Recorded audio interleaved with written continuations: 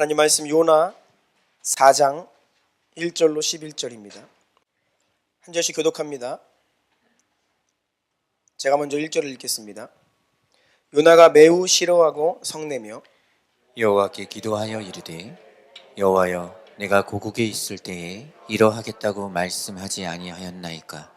그러므로 내가 빨리 다시스로 도망하였사오니 주께서는 은혜로우시며 자비로우시며 노하기를 더디하시며 이내가 크시사 뜻을 돌이켜 재앙을 내리지 아니하시는 하나님이신 줄을 내가 알았음이니이다. 여호와여 원하건대 이제 내 생명을 거두어 가소서. 사는 것보다 죽는 것이 내게 나음이니이다 하니 여호와께서 이르시되 내가 성내는 것이 옳으냐 하시니라. 요나가 성읍에서 나가서 그 성읍 동쪽에 앉아 거기서 자기를 위하여 초막을 짓고 그 성읍에 무슨 일이 일어나는가를 보려고 그 그늘 아래에 앉았더라. 하나님 여호와께서 박넝쿨을 예비하사 요나를 가리게 하셨으니 이는 그의 머리를 위하여 그늘이 지게 하며 그의 괴로움을 면하게 하려 하심이었더라. 요나가 박넝쿨로 말미암아 크게 기뻐하였더니 하나님이 벌레를 예비하사 이튿날 새벽에 그 박넝쿨을 갉아먹게 하심에 시드니라.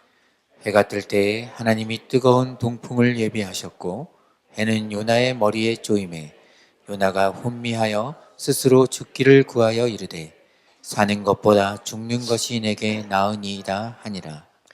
하나님이 요나에게 이르시되 내가 이 박농쿨로 말미암아 성내는 것이 어찌 옳으냐 하시니 그가 대답하되 내가 성내어 죽기까지 할지라도 옳으니이다 하니라. 여호와께서 이르시되 내가 수고도 아니하였고 재배도 아니하였고 하룻밤에 났다가 하룻밤에 말라버린 이 박농쿨을 아꼈거든. 함께 읽습니다. 하물며 이 큰 성읍 니느웨에는 좌우를 분별하지 못하는 자가 12만여 명이요 가축도 많이 있나니 내가 어찌 아끼지 아니하겠느냐 하시니라. 아멘. 다시 한번 기도드리겠습니다. 존귀하신 주님 너무나 감사드립니다. 우리를 구원하시고 너무 좋은 주일날 아침 함께 예배드리는 자리에 우리를 부르심에 또한 감사드립니다. 하나님, 여전히 은혜가 필요한 저들입니다. 저희는 하나님의 은혜를 힘입어 살아가는 자들입니다. 은혜를 공급하여 주십시오. 말씀으로 우리를 살리시고 우리의 몸과 마음과 생각을 낱낱이 비추셔서 주님 말씀 앞에 온전히 서서 하나님 더욱더 기뻐하시는 아름다운 모습으로 나아가게 하여 주시옵소서. 원수 사탄은 우리가 은혜 받는 것 방해합니다. 깨닫고 아멘하고 순종하는 것을 싫어합니다. 그래서 우리가 알아듣지 못하게 하고 어떻게 해서든지 그 말씀을 듣지 못하게 방해하는데 그 모든 원수의 방해와 공격을 예수 그리스도의 이름으로 대적하며 물리치오니 주의 성령께서 이 공간을 보혈로 덮으시고 홀로 말씀 중에 힘있게 역사하여 주시옵소서. 예수 그리스도의 존귀하신 이름으로 간절히 기도드리옵나이다. 아멘. 오늘은 교회 절기상 종려 주일입니다. 이번 한 주간은 고난 주간이고 다음 주일이 부활 주일입니다. 오늘이 왜 종려 주일이냐?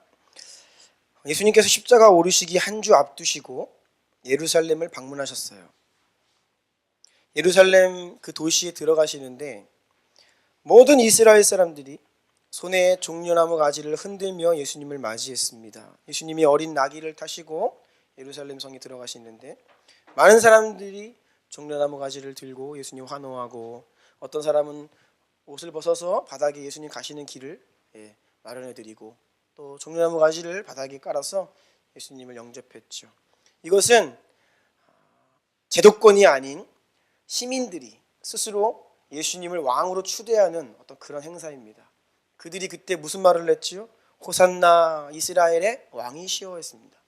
호산나라는 뜻은 우리를 구원하소서라는 의미입니다. 그래서 예수님을 왕으로 인정하며 환호하며 맞이하며 구원해 달라고 외쳤습니다. 온 도시가 들썩거렸습니다. 하지만 그렇게 들끓던 주님을 향한 맹렬한 지지 여론은 단 며칠 만에 완전히 뒤바뀌었죠. 호산나 다윗의 자손 이스라엘 왕이여 라고 외치던 그들의 입에서 며칠 만에 십자가에 못 박으라 라고 하는 군중의 함성으로 바뀌었습니다. 여러분은 왜 많은 사람들이 예수님께 열광하다가 단 며칠 만에 예수님을 십자가에 못 박으라고 바뀌었는지 고민을 많이 해봐야 돼요. 오늘 우리가 요나서 마지막 장 전체를 다 읽었습니다. 요나서는 어떻게 보면 고난주간에 잘 어울리지 않는 말씀입니다. 그런데 오늘 이 말씀을 하나님께서 우리에게 주십니다. 고난주간 메시지 제목을 같이 읽어볼까요? 시작! 예수님의 고난도 자기 안에 갇히면 우상이 된다. 이런 제목으로 말씀을 나눕니다. 1. 요나가 하나님께 화를 내다. 오늘의 본문 요나 4장 1절과 2절을 보면 요나가 매우 싫어하고 성내며 여호와께 기도하여 이르되 라고 기록되어 있는데 쉬운 성경 번역을 한번 읽어주시겠어요? 그러나 요나는 하나님께서 그 성을 멸망시키지 않으신 것에 대해 매우 못마땅히 여겨 화를 냈습니다. 요나가 여호와께 불평하며 말했습니다. 다양한 번역 성경들을 참고하면 요나는 지금 화가 났습니다. 분노했습니다. 하나님이 하시는 일을 못마땅히 여겼습니다. 그리고 몹시 기분이 불쾌했고 하나님께 반항하며 원망 불평하고 있습니다. 요나 선지자가 도대체 어떤 이유 때문에 하나님께 이렇게 분노가 하나님을 향하여서 치밀어 올랐을까요? 아니 감히 사람이 하나님을 못마땅히 여긴다. 여러분 누군가 못마땅히 여길 때 우리의 감정 상태를 아시지요? 어떻게 하나님께서 하시는 일에 대해서 못마땅히 여길 수가 있는 것일까요? 요나는 성경에서 가장 잘 알려진 인물 중 한 사람입니다. 어린 시절 주일학교에서 가장 많이 들어봤을 성경 이야기 중에 하나가 요나 이야기이죠. 요나는 선지자였죠. 선지자는 아무나 되지 않습니다. 기본적으로 그들은 하나님 말씀에 능통해야 합니다. 요나는 하나님의 말씀의 전문가였어요. 오늘 말씀에도 나오고 2절에도 나오고요. 또 이전에 이 요나서를 보면 이 물고기 뱃속에서 요나가 드리는 기도를 보면 굉장히 신학적입니다. 하나님을 향한 이 믿음의 고백이 하나님을 온전히 이해하고 그 하나님에 대한 그 고백들이 놀라워요. 일반 사람이 드릴 수 있는 고백이 아니라 이 요나는 말씀의 전문가입니다. 탁월한 사람이에요. 그런 영역에 있어서는. 당시 북이스라엘의 왕이었던 여로보암 2세에게 하나님의 말을 대언하던 자였습니다. 왕 앞에 서는 자였어요. 하나님의 말을 전하는 자였습니다. 말씀이 희귀하던 때에 그 시대에 하나님께서 선지자 한두 사람을 택하여 직접 말씀하시고 직접 소통하시는 사람이 바로 요나였죠. 그래서 요나는 하나님께 음성을 듣고 직접 하나님께 말씀드리는 그런 자였습니다. 귀하게 사용하시던 시대적 인물이라고 할 수 있죠. 그런데 우리가 요나 이야기를 잘 알고 있는 것은 요나가 유명한 인물이 된 것은 그가 대단한 사람이기 때문이 아닙니다. 그가 영웅이기 때문도 아니에요. 성경의 다른 인물들을 보면 다소 영웅적인 요소가 있습니다. 성경은 본래 우리에게 어떤 성경 인물을 영웅이라고 소개해 주지는 않아요. 그런데 우리가 참 많이 하는 실수가 그 사람을 영웅화하고 이 사람을 본받자라고 하는 그런 교훈을 얻게 되는데, 물론 유익도 있지만 대부분의 경우 하나님이 의도하신 것이 아니에요. 그들은 다 우리와 성정이 같은 사람인데 우리는 영웅시하죠. 그런데 이 요나만큼은 우리가 너무나 잘 알고 있는 유명인이지만 그는 영웅적인 사람이 아닙니다. 요나는 우리와 별반 다르지 않는 모습, 그는 매우 어리석고 우리 수준의 사람이었습니다. 오히려 오늘 우리가 함께 읽은 요나서 마지막 부분을 보면 이렇게 어설프게 끝나버리는 성경이 없거든요. 결론이 안 납니다. 요나의 변화에 대해서도 기록되어 있지 않습니다. 무언가 굉장히 찝찝한 상태로 그냥 끝나버려요. 요나는 어떻게 보면 실패한 선지자였죠. 그는 굉장히 실패한 자였습니다. 성경에서 여러분 누가 제일로 고집 세냐라고 한번 생각해 보시면 누가 1등일 것 같아요? 고집 센 사람 1등? 요나 해버리면 재미가 없잖아요. 그렇죠? 1등 누굴까요? 고집 제일 센 사람. 여러분 생각할 때. 제가 생각해 보니까 성경에서 고집 제일 센 사람 1등은 바로 왕인 것 같아요. 10가지 재앙을 맞는데도 안 보냅니다. 굉장한 고집이죠. 그래서 완전 나라가 다 망했습니다. 그런데도 따라와요. 그러니까 고집 1등은 바로 왕이고, 이제 2등을 하라 그러면 이제 요나 정도가 등장하고, 그 다음을 또 꼽으라고 하니까 제가 생각해 보니까 야곱, 베드로 이 정도 나오는 것 같아요. 베드로도 고집이 장난 아니죠. 주님 먹으라고 하는데 끝까지 안 먹잖아요. 버티잖아요. 안 먹겠습니다. 네. 더럽습니다. 그러면서 하나님 먹으라고 하시는데. 요나 고집이 엄청 세요. 하지만 고집으로는 2등이지만 이 요나가 독보적입니다. 어떤 면에서? 하나님께 대드는 거는요. 기본적으로 하나님의 사람들이 고통 가운데 이해할 수 없는 상황에서 하나님께 불평과 원망도 하죠. 그런데 요나는요 차원이 다릅니다. 화내고 짜증내고 대듭니다. 오늘 읽은 말씀 읽어보세요. 막 그냥 하나님 못마땅히 여기는 사람 유일합니다. 요나. 야, 대단한 사람이죠. 요나 이야기가 우리에게 매우 친숙한 재미있는 이야기처럼 들립니다. 물고기 뱃속에 들어갔다가 나와서 박넝쿨이 생겼다가 없어지고. 그런데 사실 우리가 진지하게 읽으면 매우 심각한 이야기예요. 성경을 읽는 사람들 많은 부류가 있습니다. 첫 번째, 성경을 구경꾼처럼 읽는 사람들이 있어요. 여러분, 구경꾼은 굉장히 부담이 없습니다. 여러분 싸움 구경해 보셨죠? 싸움 구경할 때 재밌죠? 부담스럽습니까? 재밌죠. 그런데 여러분이 만약에 싸움의 당사자면 굉장히 고통스럽습니다. 우리 형제분들은 학창 시절에 이렇게 반 친구들이랑 싸운 경험들이 한두 번씩 있을 텐데, 남자들이 누군가 이렇게 주먹 다지면 싸운다라고 할 때 굉장히 고민을 합니다. 싸우기 전에 계산을 해야 돼요. 내가 이길 수 있을까? 제가 생각보다 세면 어떡하지? 내가 이제 싸움을 시작했는데 막 얻어터지면요 굉장히 창피스러운 일이거든요. 그래서 싸우면요 저도 이 학창 시절에 이 싸움 질까봐 싸우지 않은 경우가 많이 있어요. 그리고 나랑 이 전투력이 차이가 많이 난다. 이제 그때 싸우는 거예요. 당사자는 부담스러워요. 그런데 구경꾼들은 전혀 부담이 없습니다. 여러분, 만약에 우리가 성경 말씀을 읽는데 별로 우리 가운데 부담이 없고 갈등이 없다, 그러면 우리는 성경을 구경꾼처럼 읽을 때가 많은 거예요. 난 제3자, 그냥 옛날 이야기, 하나님이 기록해 주셔서 들으면 좋은 거, 교훈 정도로 생각하면 성경을 읽으면 크게 부담될 거 없죠. 이렇게 구경꾼으로 성경을 읽는 사람이 있습니다. 요즘은 성경 비평가가 되어서 성경 읽는 사람들이 제법 있는 것 같아요. 유튜버들 보면 영화 비평하는 사람들이 있습니다. 되게 재밌어요. 한 편의 영화를 한 5분에서 10분 정도 비평을 합니다. 얼마나 신랄하게 세계적인 감독들을 비판하는지 몰라요. 시나리오가 어떻고, 배역이 잘못됐고, 아쉬운 점들을 비판하고 막 그래요. 보면 자기가 그냥 영화 만들면 될 것 같아요. 네.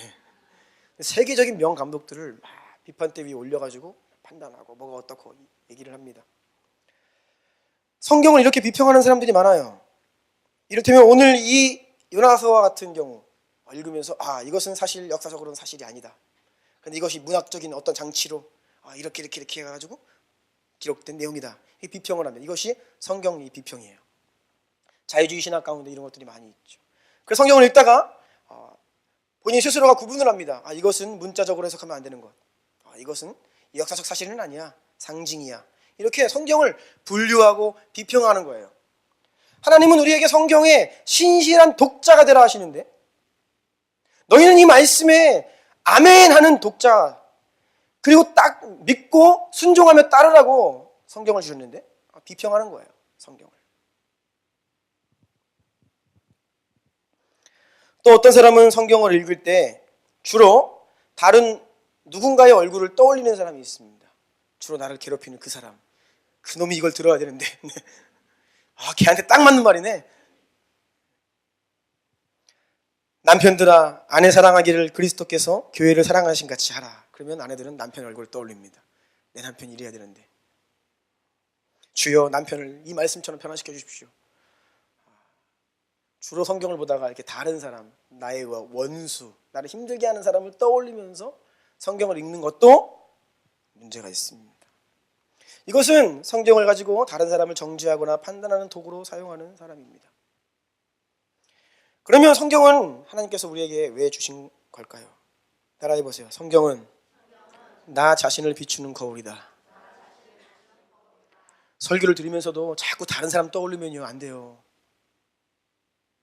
그게 맞는 말일지라도 나에게 하시는 말씀으로 들려야 됩니다. 내 모습이 그 말씀 가운데 보여져야 됩니다. 히브리서 4장 12절 말씀 다 같이 읽겠습니다.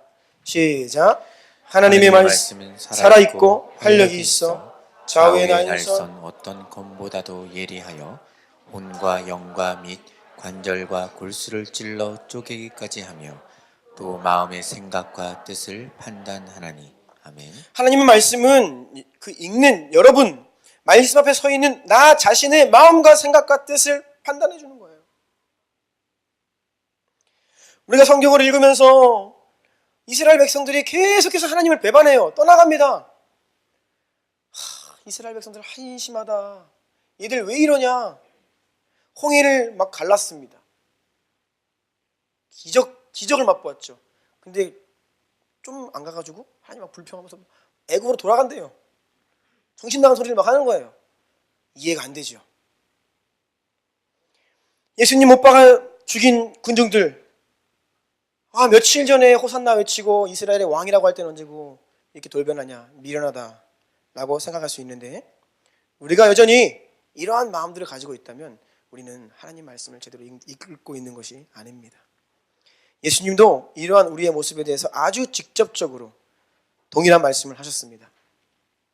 만일 너희가 성경에서 선지자들이 핍박당하는 그 내용을 읽으면서 만약에 내가 그때였으면 우리는 선지자를 죽이지 않았을 거야 라고 이야기하는 너희는 화 있을진저. 너희가 선지자들을 죽인 악한 너희 조상의 자손임을 스스로 증명하는 말이다 라고 했죠. 그러니까 나는 안 그랬을 거야. 왜 이렇게 미련해? 라고 하면 내가 그 사람들과 똑같다는 것을 말하고 있는 거예요. 예수님이 그렇게 말씀하셨습니다.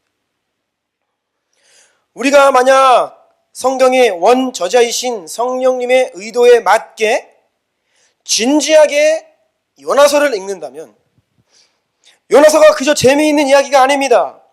요나 선지자가 참 한심하다고 느껴지는 것을 넘어서서 오히려 하나님의 마음을 전혀 모르고 하나님께 화를 내며 하나님께 대드는 그 요나가 바로 나라는 사실을 알아야 합니다. 바로 4번이에요. 니느웨로 가서 원수 이방 민족에게 하나님의 뜻을 전하라는 하나님의 명령이 떨어졌습니다. 요나는 이런 하나님의 명령이 매우 비합리적으로 들렸습니다. 이해할 수 없었어요. 그가 가지고 있던 신학적으로, 지식적으로, 그리고 감정적으로 이해할 수 없는 요구였습니다. 그래서 하나님의 음성을 들어야 하고 하나님께 순종해야 될 선지자가 하나님이 가라 하신 니느웨, 지금 이스라엘의 북동쪽에 있는 이 시리아의 도시입니다. 니느웨로 가라고 하시는데 글로 안 가고 정반대 지중해를 건너서 다시스, 어디예요? 스페인 쪽으로 가는 거예요. 정반대로 지금 가는 겁니다. 선지자가 이것은 이런 말이에요. 하나님의 음성 더 이상 듣기 싫어요. 저는 그 니느웨로 가라고 하는 음성 듣기 싫습니다. 하나님과 거리를 두고 싶어요. 반대 방향으로 갑니다.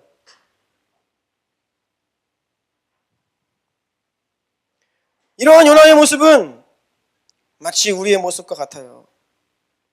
여러분, 누군가가 은혜 받고 신앙생활을 제대로 하려고 하면 꼭 주변 사람들로부터, 특히 믿는 부모님들로부터 듣는 말이 있습니다. 적당히 해라. 교회에 너무 빠지지 말아라. 이런 말을 하십니다. 이 말은 곧 이렇게 들려요. 하나님 너무 가까이 하지 마라. 하나님 너무 가까이 하면 굉장히 부담스럽다. 그래서 하나님과의 안전거리를 유지하는 거예요. 적정거리를 유지해야 됩니다. 너무 가까우면요, 니느웨로 가라고 하시니까 듣기 싫어요. 다시스로 향해 가는 겁니다. 나 하나님과의 관계 이 정도면 돼요. 이 정도면 만족해요. 더 다가가기 부담스러워요. 이런 마음이 우리 가운데 은연중에 있다는 거죠. 우리를 둘러싸고 있는 환경들은 우리에게 하나님께 더 가까이 나아가라고 절대 말하지 않습니다. 온갖 주변 환경들과 우리가 살아가는 모든 우리에게 주입되는 여러 메시지들은 하나님을 멀리하라고 이야기를 해요. 니느웨가 아닌 다시스로 가라고 우리에게 이야기를 합니다. 하지만 다시스로 가다가 거친 풍랑을 만났습니다. 바다에 던져져서 죽음의 위기에서 물고기에게 잡아먹히는데 물고기 뱃속에서 3일 동안 요나가 지내죠. 이 물고기가 굉장히 고통스러웠을 겁니다, 여러분. 맞죠? 물고기가 3일 동안 소화 안 돼가지고 끙끙 앓다가 토해내버렸잖아요. 요나가 회개를 해요. 돌이킵니다. 그래서 결국 니느웨로 가요. 그리고 하나님의 말씀을 전합니다. 그 말은 무엇이었습니까? 40일 후에 너희 죄가 너무나 가득해서 하나님께서 이 성을 멸망시키실 거다. 요나 3장에 보면 그 니느웨는 3일 길을 온종일 다녀야 겨우 다닐 수 있는 큰 도시입니다. 그런데 이 요나가 굉장히 불성실하게 하루 그냥 조금 일부분 다니면서 대충 전해요. 그런데도 니느웨 사람들이 하나님의 말씀에 반응을 하기 시작하죠. 곧 멸망당할 니느웨를 구경하기 위해서 도시 밖에 멀찌감치 초막을 짓고 이제 구경을 하려던 요나. 그런데 하나님께서는 회개하는 니느웨 사람들을 용서하시고 재앙을 내리지 아니하십니다. 그러니까 요나가 화가 났어요. 분노를 참을 수 없었습니다.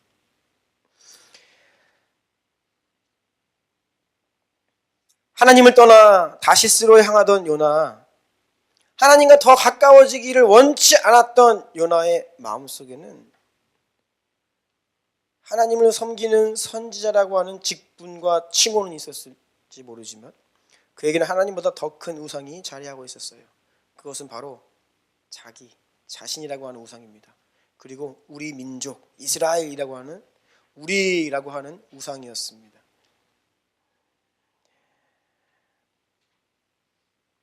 여러분, 하나님도 우상이 내 안에 잘못 들어오면 우상이 돼요. 즉 하나님이 날 사랑하신 건 맞아요. 우리 민족을 사랑하시는 건 맞습니다. 그런데 그 하나님의 사랑이 내 안에 갇혀 있고 그 하나님의 사랑이 우리 안에 갇혀 있으면 우상이 됩니다.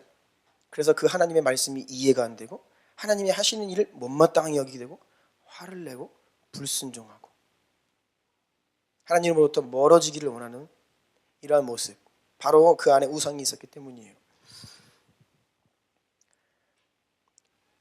요나서의 주제, 제가 스터디 바이블 찾아보니까 이렇게 기록되어 있어요. 여호와는 단지 나와 우리만의 하나님이 아니라, 즉 요나 자기 자신, 요나와 이스라엘 사람들만의 하나님이 아니라 그들 이방인 선원들과 니느웨 사람들에게도 하나님이시다. 그들에게도 한없는 은혜와 긍휼과 구원을 베푸시는 하나님, 이게 요나서의 주제예요. 하나님은 나만 사랑하시고 나만 구원하시는 하나님이 아닙니다. 하나님은요, 쟤도 사랑하시고 하나님은요, 모든 사람을 다 사랑하시는데 그 하나님의 사랑이 아무리 그 하나님의 사랑을 우리가 이야기하고 그 하나님의 사랑을 우리가 받아들이고 우리 안에 간직한다고 해도 그것이 우리 안에 갇혀버리면 우상이 된다는 것을 우리는 요나서를 통해 볼 수 있는 거예요. 큰 임원입니다. 같이 읽어볼까요? 제목 시작. 주님, 제가 요나입니다. 오늘날 예수 그리스도의 십자가 고난이 나만을 위한 것인 듯 살아가는 우리의 모습은 마치 요나와 같습니다. 물론 이 가운데 여러분이 지식적으로나 신학적으로 예수님의 십자가 고난이 나만을 위한 것이라고 생각하는 분은 안 계실 거예요. 하지만 실상 우리의 모습을 보면 마치 나만을 위한 것처럼, 그 복음이 나에게만 주어진 것처럼 살아가는 모습이라는 것이에요. 또 오늘날 교회들을 보면 한 분 하나님을 섬기죠. 동일한 하나님을 수많은 교회들이 섬깁니다. 그런데 우리의 모습을 보면 각기 교회 수만큼이나 다른 하나님을 섬기는 것 같아요. 한 아버지 밑에 있는 형제가 아닌 것 같아요. 그냥 나만의 하나님, 그냥 우리 공동체만의 하나님, 우리 주나님 교회만의 하나님을 섬기고 있는 것처럼 우리는 그렇게 따로따로 분열되어 있어요. 하나님이 갇혀 있다는 것입니다. 다음 페이지입니다. 예수 그리스도의 십자가 고난은 나만을 위한 것이 아니라 모든 사람을 위한 것이었죠. 요한복음 3장 16절 다 같이 읽겠습니다. 시작. 하나님이 세상을 이처럼 사랑하사 독생자를 주셨으니 이는 그를 믿는 자마다 멸망하지 않고 영생을 얻게 하려 하심이라. 아멘. 하나님이 나를 사랑하신 게 아니에요.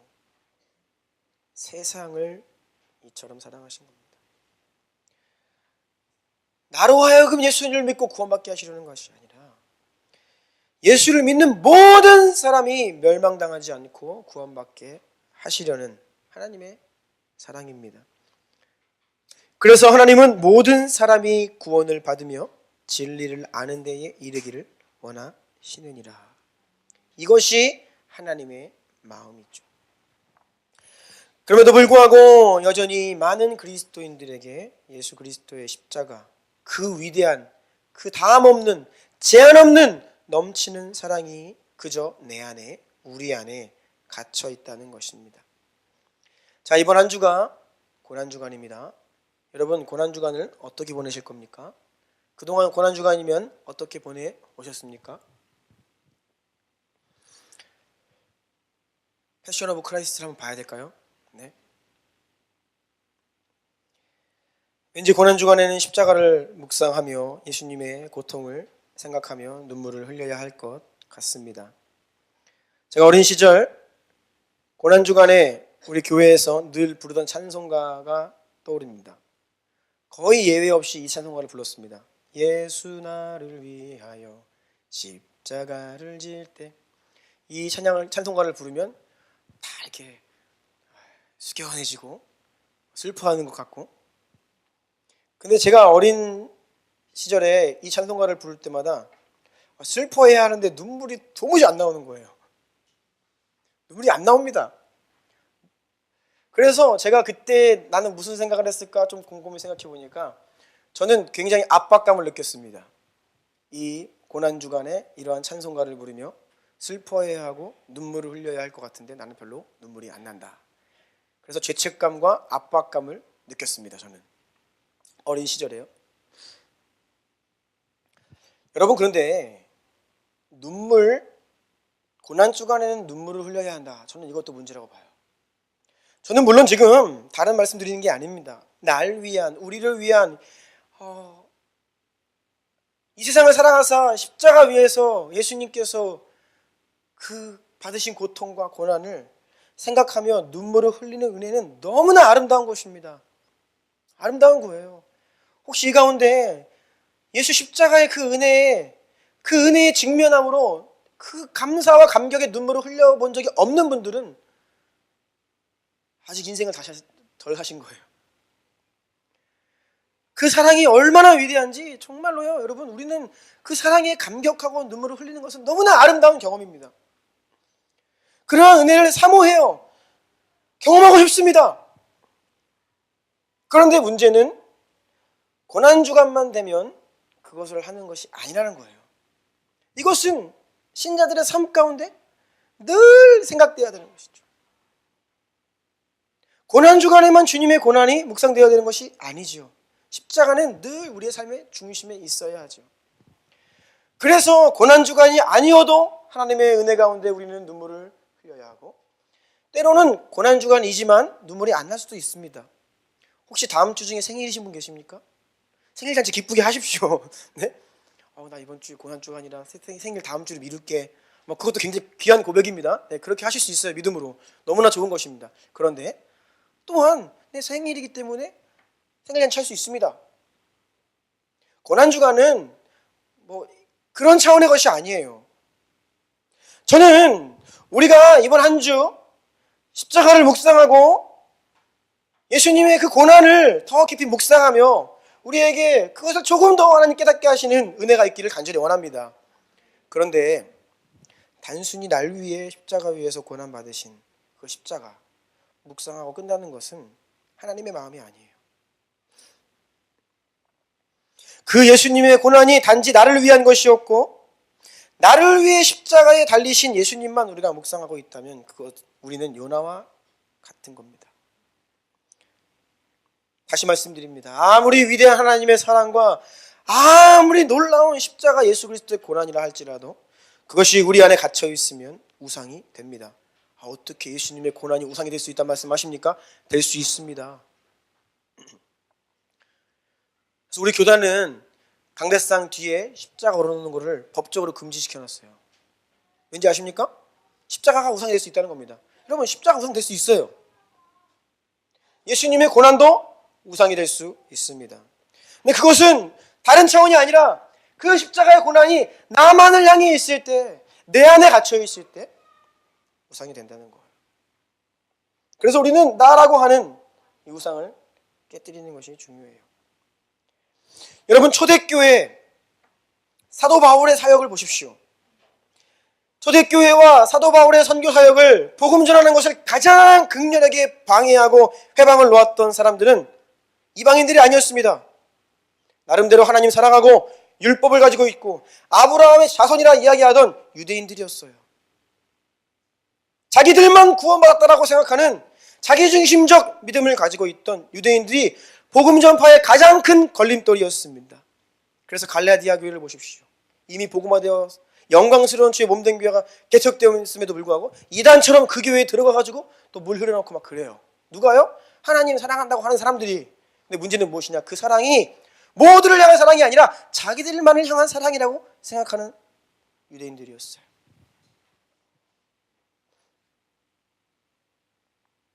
요나에게나 유대인들에게나 가장 큰 우상은 바로 자기 자신이었어요. 그리고 우리 민족 이스라엘, 이것이 가장 큰 우상이었습니다. 택함받은 백성, 아브라함의 자손, 선민의식, 우리는 구원받았어. 여기에 머물면 우리도 동일하게 그런 지경으로 나아갈 수 있다는 거예요. 오늘날도 마찬가지입니다. 여러분, 영적 전쟁을 하고 할 때 잘못 판단하는 사람들이 있습니다. 가장 큰 적은 우리 안에 있습니다. 교회의 가장 큰 원수는 교회 안에 들어와 있어요. 역사상 교회가 핍박에 의해 문 닫은 적은 없습니다. 교회는 늘 내부의 적 때문에 무너져요. 부패하고 우리 안에 있는 나도 모르게 세워놓은 금송아지, 나도 모르게 하나님의 이름을 가장하여서 섬기고 있는 나라고 하는 우상 때문에 교회는 무너지는 것이죠. 외부에 있는 강력한 이 핍박은요, 결코 교회를 무너뜨릴 수 없습니다. 그래서 오늘날 여러분, 교회의 가장 큰 적은 밖에 있는 것이 아닙니다. 세상이 날이 갈수록 개인주의와 이기주의가 심화되고 있는데 그 가운데 교회와 복음도 이러한 영향을 받아서 자꾸 자기중심적으로 가요. 개인주의 신앙으로 갑니다. 개교회주의로 가요. 교단주의, 파벌주의, 이런 것이 가장 큰 적입니다. 다양한 옷을 입고 우리 교회 안에, 우리 안에 들어와 있어요. 이것이 오늘날 교회의 생존과 복음 전파를 강력하게 방해하는 가장 큰 걸림돌이다라는 것이에요. 지난 주중에 우리나라에서 좀 슬픈 소식이 있었죠. 헌법재판소에서 낙태죄가 헌법 불합치 판정을 내렸습니다. 그래서 유예기간을 주고 그 기간 속에서 이 법을 개정해야 됩니다. 아마 제가 작년에 낙태에 관련된 이 시대적 이슈 설교를 하면서 말씀드렸듯이 여러분, 놀라지 마십시오. 세상은 그렇게 갑니다. 세상은 계속해서 불법한 일들을 문제없다라고 이야기하며 갑니다. 아마 우리나라도 이제 태중에 있는 아이 한 22주, 3주, 4주 정도를 기준으로 하여서 아직 그 이하의 아이들은 합법적으로 낙태를 할 수 있는 길로 갈 것입니다.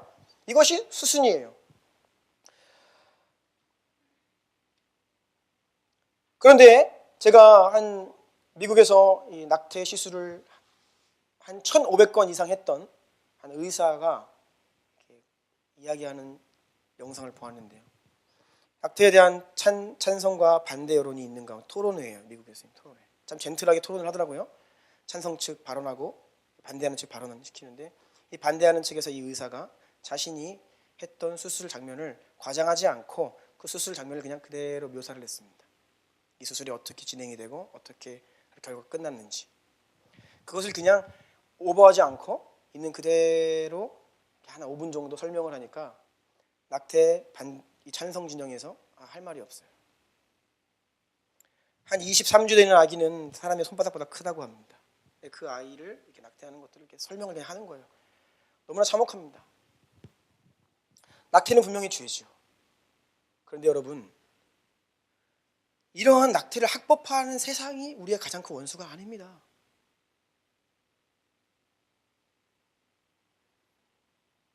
낙태를 죄라고 이야기하면서 교회에 미혼모가 들어왔을 때 이 교회에 신앙생활을 못하는 이 분위기, 이게 가장 큰 적이에요. 무슨 뜻인지 아시겠습니까, 여러분? 세상은 낙태 합법할 거예요. 동성애도 다 열 겁니다. 그렇게 가요, 세상은요. 근데 그게 우리의 가장 큰 적이 아니라고요. 우리 안에서 낙태는 죄다라고 정죄하면서 정작 그런 아픔을 가지고 있는 사람들을 끌어안지 못하는 게 이미 구원받은 우리끼리의 신앙, 이 가장 큰 적이라고요. 이것이 오늘날 요나의 모습이에요. 니느웨 성으로 가라고 하는데요, 안 갑니다. 소돔과 고모라 같이 죄악된 땅이고 죄 지은 사람들이고, 그래서 꼬리표를 달고 상처 입은 사람들이 교회에 못 오잖아요.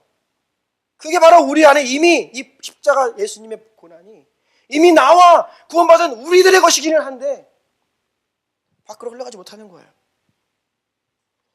동성애를 죄라고 이야기하면서 이기적인 사람이 있습니다. 탐욕을 좋아하는 사람들이 있어요. 동성애를 죄다라고 대형 집회를 하면서 강단에 서서 선포를 하면서 아주 돈 좋아하는 목사들이 있습니다. 여러분, 그게 더 큰 적이에요. 제가 볼 때는요. 강적은, 우리의 주적은 밖에 있지 않아요.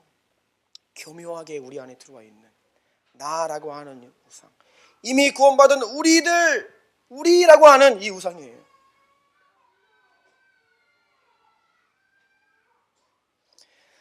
제가 지난주에 한 어느 교회를 사임하는 목사님의 그 글을 보았습니다.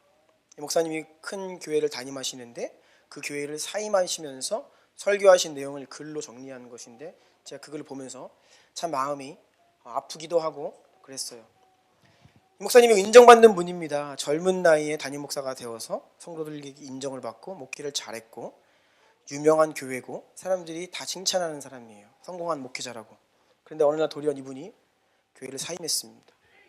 여러 가지 이유가 있는데 그 중에 한 가지가 기억에 남습니다. 이분이 목회에 대한 회의감이 들었어요. 어느 날 초등학교 동창 중에 한 명이 암으로 세상을 떠난 것입니다. 그래서 초등학교 동창 그 장례식에 수십 년 만에 가서 많은 초등학교 동창들 만난 거예요. 그런데 정말 오랜만에 만났는데 그 자리에 앉아있던 모든 초등학교 동창들 가운데 예수 믿는 사람이 단 한 명도 없다라는 겁니다.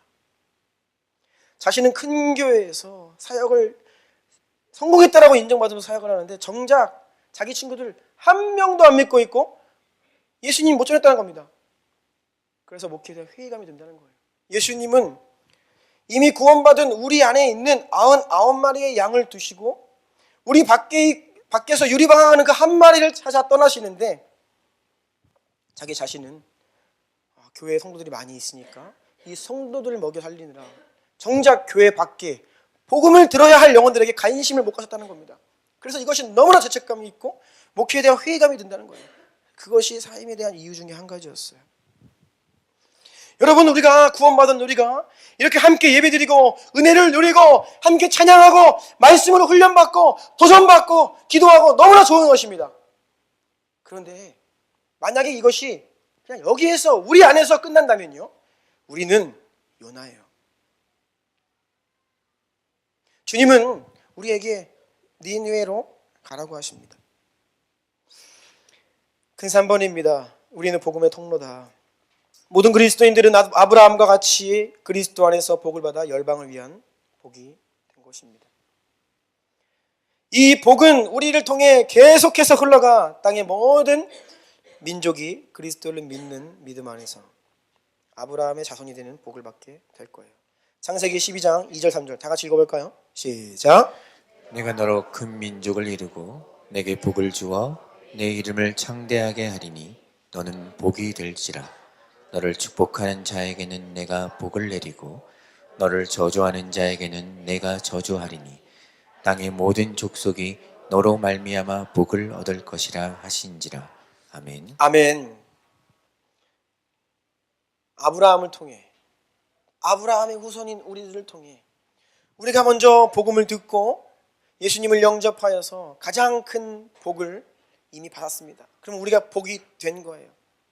그러면 주님은 이 복을 통해, 우리를 통해 땅의 모든 족속이, 모든 사람들이 복을 얻게 될 것이다 라고 우리를 부르고 초청하고 계시는 거예요. 그래서 우리는 세상으로부터 부름받은 자임과 동시에 또한 이 복을 전하는 자들로 세상으로 파송을 받은 자들이죠. 이것이 존재적으로 우리가 선교적 존재다. 존재적으로 하나님이 우리를 이러한 자로 부르셨다라는 거예요. 그래서 예수님께서 부활하시고 이 땅을 떠나시기, 승천하시기 전에 남겨주신 말씀을 보면 다 이런 말씀입니다. 너희는 가서 모든 민족을 제자로 삼으라. 오직 성령이 너희에게 임하시면 너희 권능을 받고 예루살렘과, 내가 살고 있는 동네를 말합니다, 온 유대와 이 지역을 말합니다, 사마리아 땅끝까지 내 증인이 되리라.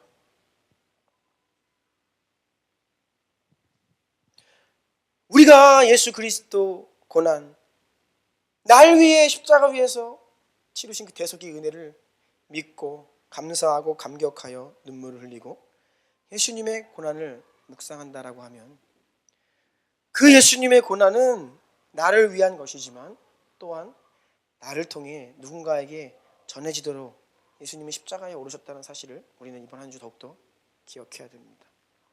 그저 그 십자가가 날 향한 것이 될 때에 우리는 요나와 같이 나라고 하는 우상을 섬기게 된다라는 것이에요.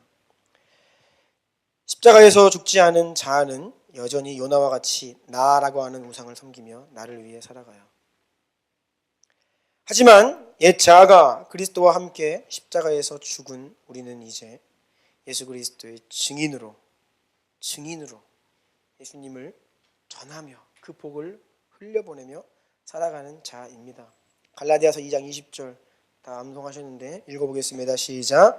내가 그리스도와 함께 십자가에 못 박혔나니 그런즉 이제는 내가 사는 사는 것이 것이 아니요 아니요 오직 내 안에 그리스도께서 사시는 것이라. 이제 내가 육체 가운데 사는 것은 나를 사랑하사 나를 위하여 자기 자신을 버리신 하나님의 아들을 믿는 믿음 안에서 사는 것이라. 것이라. 아멘. 아멘. 여러분, 복음은 나만을 위한 것이 아닙니다. 우리만을 위한 것이 아니에요. 주변에 믿지 않는 분들이 너무나 많죠. 교회를 떠나는 분들도 많이 계십니다. 요즘은 적지 않은 분들이 신앙생활을 오랫동안 하시다가 또 교회를 다니지 않고 계시는 분들도 많아요. 여러분, 하나님께서 우리에게 존재적으로 이 복을 흘려보내라는 사명을, 이 위대한 사명을 우리에게 위임해 주셨는데, 그리고 그것을 감당할 수 있는 능력도 주신다고 약속하시는데 우리의 마음이 도무지 그곳에 있지를 않은 거예요. 누군가에게 복음을 전하는 것, 전도와 선교 이야기를 하면 그냥 부담이 되고, 내가 그것까지 해야 되는가? 내 인생 챙기기도 바쁜데, 막 그런 음성 별로 듣고 싶지 않다. 또 때가 되면 찾아오는 이 이웃 초청 예배가 오면 또 부담스럽다. 이러한 우리의 마음이 바로 요나와 같은 마음들이라는 거예요. 그래서 여러분, 하나님께서 우리에게 주신 기회들입니다. 여러분, 주변에 믿지 않는 분들을 잘 기억하시고 그 영혼들을 위해 기도하셔야 됩니다. 하나님이 그 영혼들을 마음을 만져놓지 않으시면 결코 복음을 증거할 수 없고 복음을 전할 기회도 얻지 못하고 교회 한번 오지 못하고 그분들이 세상을 떠날 수도 있어요. 그래서 우리는 제일 먼저 이 우리의 복음의 통로로 부름받은 우리가 가장 먼저 해야 될 것은 바로 영혼들을 위한 기도입니다.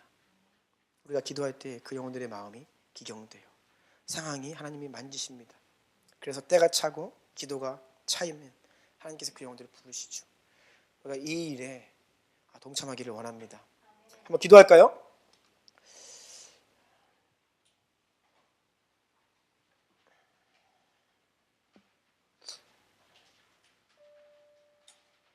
제일 마지막에 기도문을 제가 적어놨습니다. 우리가 한 주 이 기도문을 가지고 좀 기도했으면 좋겠는데요. 같이 이 기도문을 읽으며 기도해볼까요? 시작. 주여, 요나와 같은 이기적이고 나 중심적인 옛 자아는 그리스도와 함께 십자가에 못 박혔습니다. 우리가 오직 성령으로 충만하여 이웃과 열방을 향해 예수 그리스도의 증인으로 살아가게 하옵소서. 아멘. 한번 기도합시다. 고난주간을 지내며 예수님의 십자가를 바라보며 그 십자가는 나만을 위한 것이 아니고 우리 공동체만을 위한 것이 아닙니다. 지금도 복음을 들어야 할 주님을 몰라 허랑방탕하게 세상의 한복판에서 자신이 무엇을 하며 어디로 가는지 몰라 살고 있는 그 수많은 분들에게 이 복음이 필요합니다. 우리가 전하지 않으면 누가 전하겠습니까? 하나님은 전도에 미련한 것으로 영혼을 구원하십니다. 사람을 통해 전도되는 방식이 하나님이 영혼을 구원하시기 위해 택하신 유일한 방법입니다. 누군가가 복음을 전해야 하는데, 누군가가 그 영혼을 마음에 품고 기도해야 하는데, 우리는 상황과 환경에 둘러싸여 우리가 요나처럼 자기 민족, 나라고 하는 우상을 섬기고 있는 다른 모양으로 많이 바뀌어 있죠. 바쁘고 학업에 눌려있고 지치고 직장에 여러 가지, 내가 언제 그 영혼들에게 전도하고 복음 전하냐. 그건 특별한 분들의 이야기이지. 선교, 바로 우리 이런 마음들이 하나님의 음성을 듣기를 부담스러워하고 다시스로 도망가는 요나와 같은 우리의 모습입니다. 오늘 주신 말씀 가운데서 하나님께서 여러분 각자에게 주시는 세미한 음성을 주님 앞에 우리가 아멘하며 좀 돌이키며 지금 읽은 이런 기도와 같이 우리의 고백이 되기 원합니다. 그리스도의 증인 되기 원합니다. 주여 한번 부르고 기도합시다.